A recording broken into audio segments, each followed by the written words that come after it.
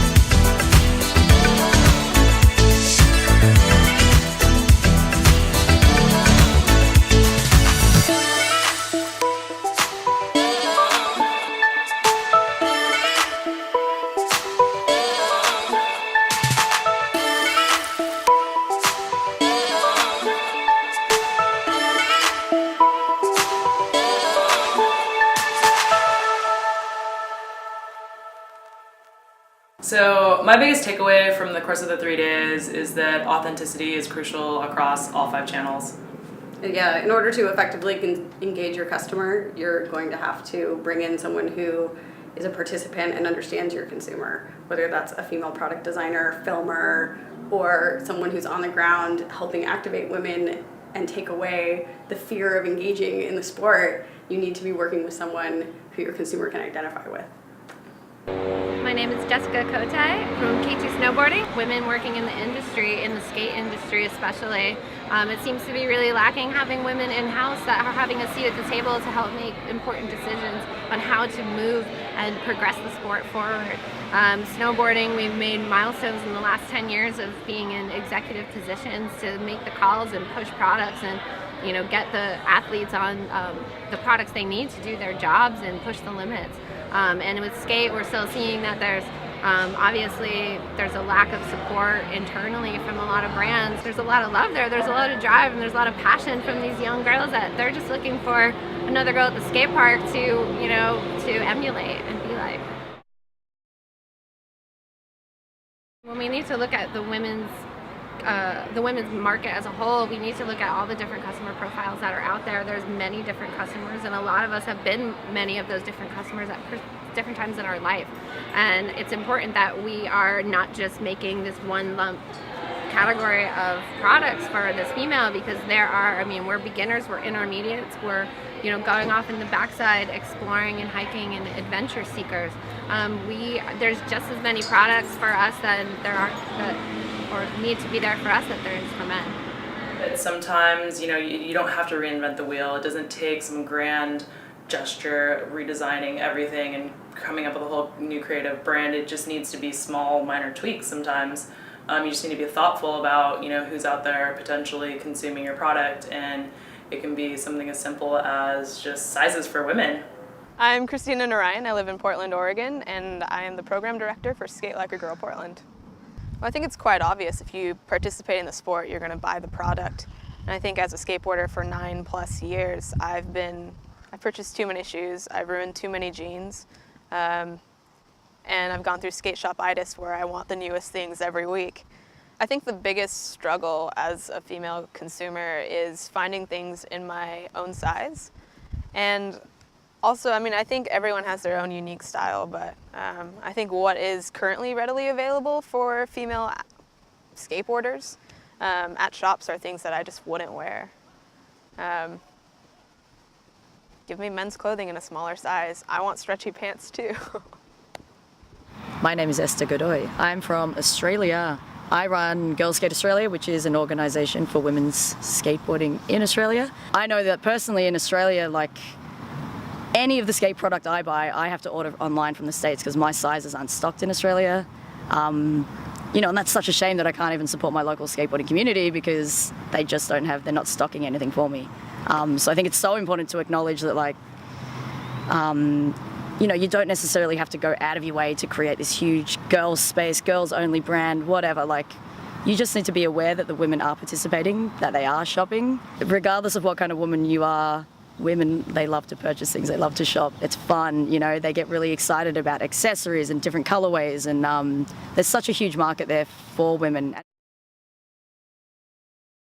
What resonated with me the most, I think, was that not only is it important to engage professionals to help you at this level, but in all 5 of these dimensions, engaging athletes was something that the entire group was unanimous about. The credibility that using an athlete through all of those dimensions lends to your brand is just non-negotiable in terms of engaging your core audience.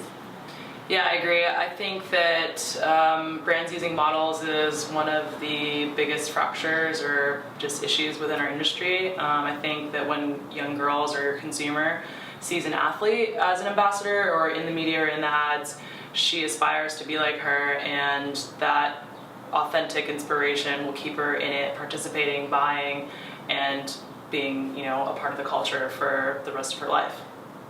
It's also a greater good component. Showing women participating in action sports is showing someone who is brave and fearless, and that's sexy and beautiful in its own way. Yeah, and ultimately, if you're a brand that is part of this industry, I feel like you should just be using the people who are driving the culture in the sport, and those are athletes. They're the ones in it every day on their boards, out there doing it. So using them is completely authentic to marketing your product. Absolutely. I'm Jessica Dalpiaz, and I work for the Clutched Key Collective for women-specific marketing. Coming from my history and my background, I played a small role in that, working for a company that targeted, that used beauty as part of what they marketed. How do we get away from that, even though profits are put on it and influencing profits so much?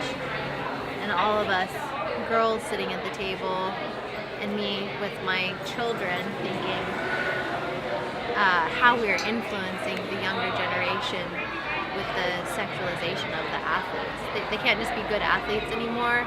They have to be sexualized good athletes. My name is Eamon Teeter. I'm the Global Director of Action Sports at Octagon.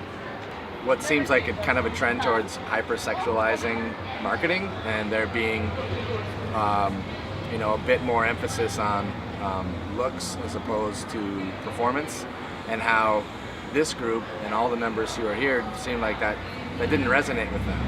And so all of this marketing that seems to be geared a little bit more towards the mainstream isn't resonating with the people who really would otherwise want to participate in these sports, because it's not them. When they see, one of the examples was a recent Vans ad where there's a picture of a girl sprawled out half naked on a rail between her legs, selling some of the new technical products. One of the biggest misconceptions in marketing to women is that the creative needs to be specially designed for her. That's not always the case. In fact, in most cases, in a core audience, women are generally stoked to see women athletes on the same playing field as men. The main consensus for media was that when you do produce content, you need to show your customer how to use the product, and you can do that by using athletes, whether they're professional or amateur. And it's not just about action porn. You need to show the lifestyle and the camaraderie, because ultimately, if girls are having fun, they're going to want to be a part of it. Building that connection to an athlete to promote your product rather than just having some generic image. If it's not functional, an athlete isn't going to buy it. And if you don't promote that person to continue within their sport, they're not going to continue to purchase your gear. I'm Kelly Maggs. I'm from REI. I'm product manager for snowboards, snow accessories, and sunglasses. You know, you need to be authentic and make sure that when you're talking about the sports or the brands or the activities, that it's real and there's a backstory. Like, I think all of us as humans attract to that. Men, women, we like that story of, you know, why does this person do this? Or why did this brand come up with this? I'm Brooke Geary. I'm the owner and founder of EOBeat. It's a snowboarding website that makes fun of snowboarding. I feature women's content anytime something worthy comes up. We've done women's specific events, but I like to try and keep it right in the same feed because I feel like that is what's going to encourage women to get better. It's good to hold people to the same standards, and it's more exposure. I mean, if you're putting it on something that with a smaller audience, like why limit yourself, you know? So I like to try and help out girls, but it's gotta make the cut.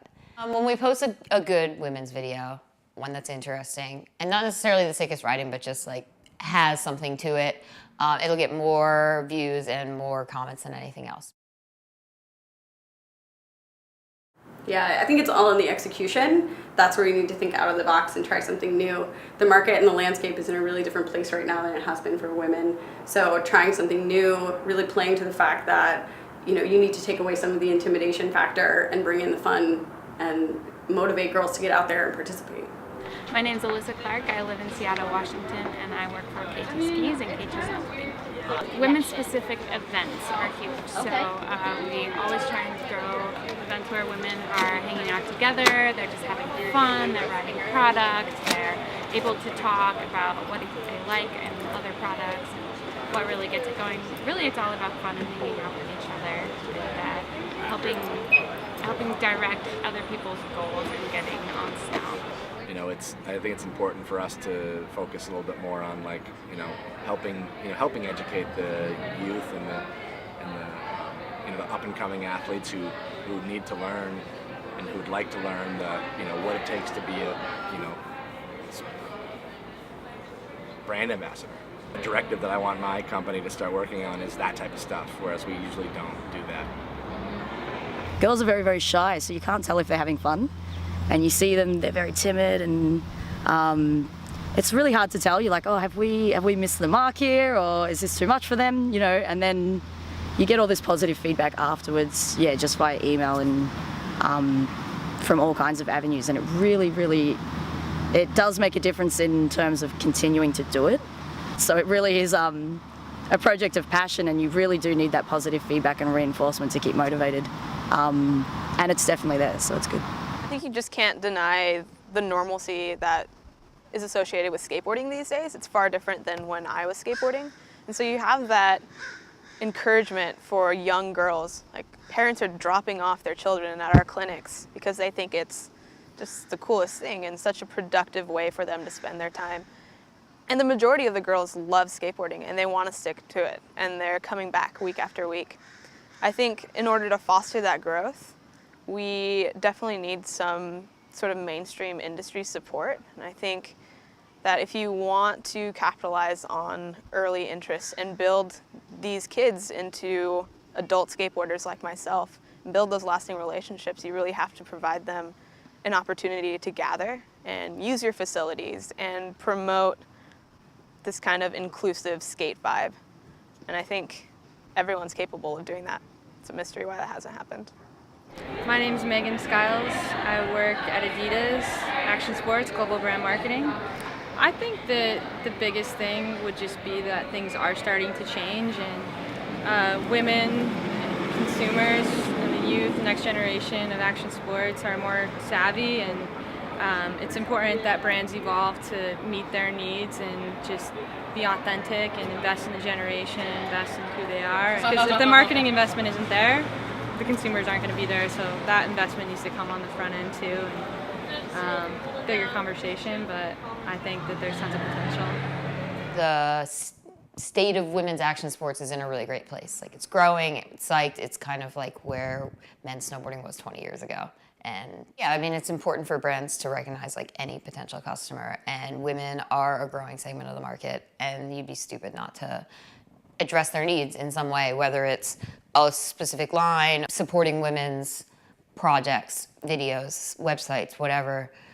It helps, and it gives people the opportunity to travel and do things and get better. It's really an exciting time right now. There's more girls participating in and interested in our culture, not only here in America, but internationally as well. Yeah, there's girls riding boards in places you never thought you'd see anyone skate, much less women. Now's the time to create product and messaging that resonates with your female customer.